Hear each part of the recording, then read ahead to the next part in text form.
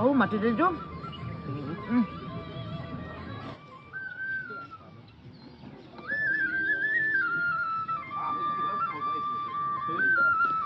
আৰু এফালে ধুনীয়াকৈ এটা সুৰ তুলি আছে কোনোবা এজন আলহী।